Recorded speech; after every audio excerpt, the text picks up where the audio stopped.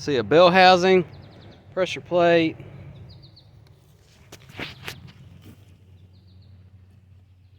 It looks like a clutch. Huh. All right, folks. So I'm back at it again, working on this Biscayne here, and we're trying to get this thing to move under its own power in a very, very long time, and getting ready to, finish up the clutch and trying to go through my bolts here. I went to the blue store, aka Lowe's. I like Lowe's better. Lowe's rules. Lowe's is a whole lot better than the orange store. Anyway, that's my personal preference. But I went up there, got some hardware and all that, and I know it's not grade 8, but I don't care.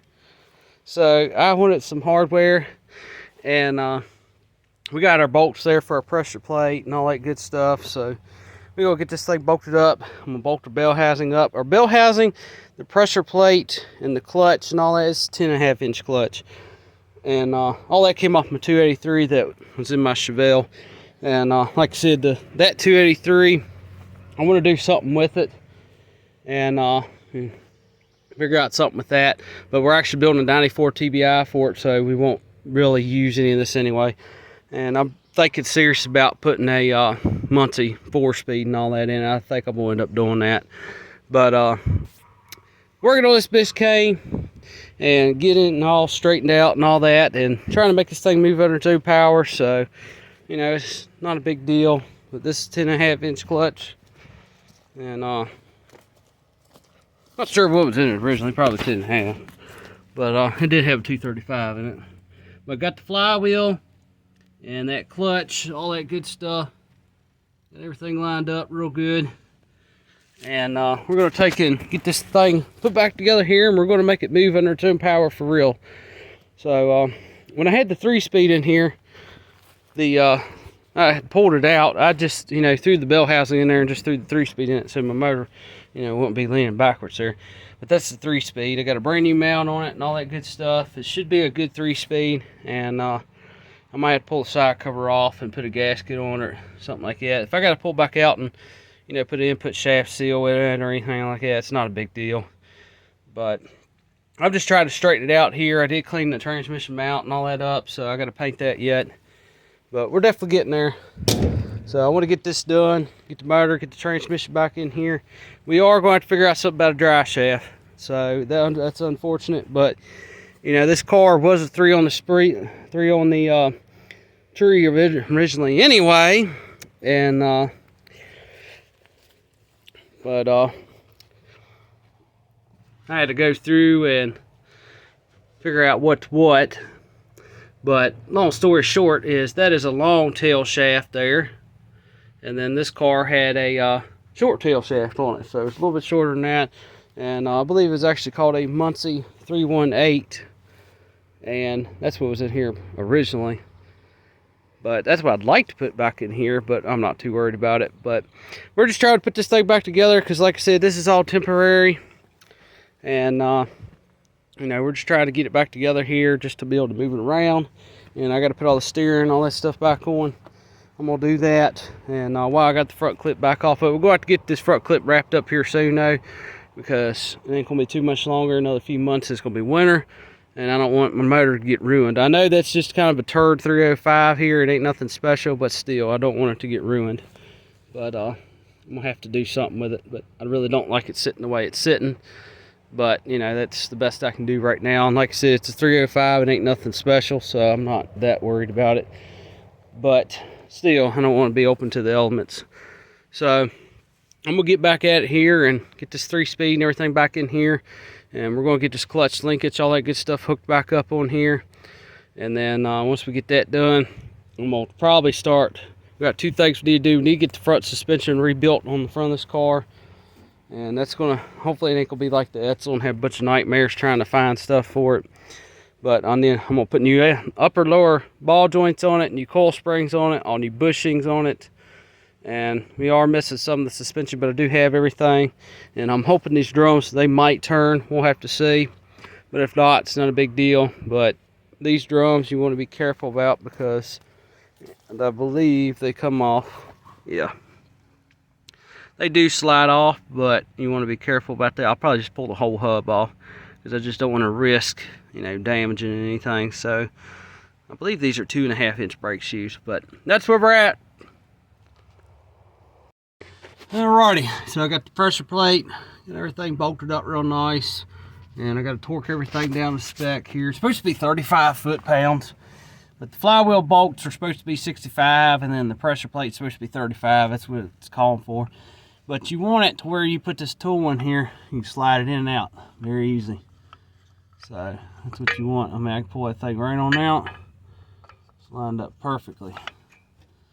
It's in there, very nice. And also, when you look up in there, you can see that it's lined up perfectly with the pilot bearing, pilot bushing, whatever you want to call it. But that's how I do it. And again, this is a 10.5-inch clutch, so it's not that hard to do, but we'll leave it in there. And every time I tighten this down, you know, you want to tighten it down like you're tightening a wheel down. You want to go in a star pattern. And, you know, you want to take your time and do this very even. And you want to do it very evenly when you tighten it down here. And also, every you tighten down, every bolt, I take and double check it, make sure everything moves in and out like it's supposed to, because you want it to slide in and out nice. You don't want to have no friction or binding or anything like that, but that's very critical there. But I do all that and just keep working it down a star pattern, and then once I get it down enough, then what I'll do is when I do the final torque is I'll torque one bolt and then I'll check it, you know, and then I'll go to the other side in the star pattern, torque that one down, you know, check it again, and then so on and so on. And then when I get everything finally torqued to where I want it, you know, I always final check it there. And as long as it stays like that, I think we're good to go. So I'm gonna go on and torque these things back down. We're gonna get this bell housing and all this stuff back on here and get this thing buttoned up here. Alrighty folks, so got this bell housing loaded up here. So got our clutch fork in there, got our pressure plate bearing here, or throwout bearing, I mean. And one thing you want to make sure and do is you want to make sure that it's got little ears on this fork right here. You want to make sure they're up underneath that. And it's kind of important there. Make sure they're up underneath there on both sides. It's very important there, because if you don't, and you got that little piece and it's on top of here, it'll rub the transmission, and you don't want that. It wouldn't be good. And also make sure that this isn't all the way against that, like that. That's not good either. So always make sure and, you know, have that thing lined up correctly there, just like this. That way, you know, everything is correctly done. So alrighty, and I know I'm missing the little boot, and I do have the little boot. It's actually right here. But I'm gonna leave this off for now until I get everything bolted up, so that I can look in there and make sure the bearing, or throwout bearing and everything is in good shape and in the correct orientation. Alrighty folks, so I got the bell housing bolted up. We're about ready to throw this 3-speed in here. So I'm excited. Can't wait, can't wait. So let me get her on in here. Alrighty folks, so we got her bolted back up. Got our clutch fork working.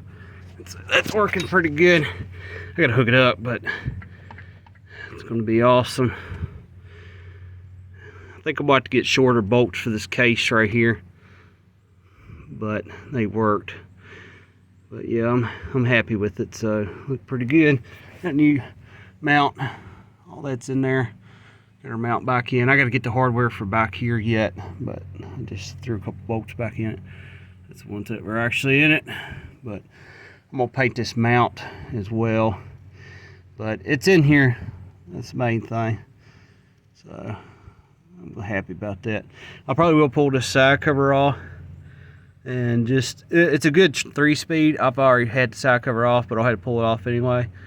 And throw a gasket on. I should have did it while I was, you know, before I put it in the car. But I'm in a hurry, and I'm trying to get stuff done, and I don't like playing around with it. So if it leaks, it leaks. I'm not worried about it. I'll pull it back out, but it's not a big deal.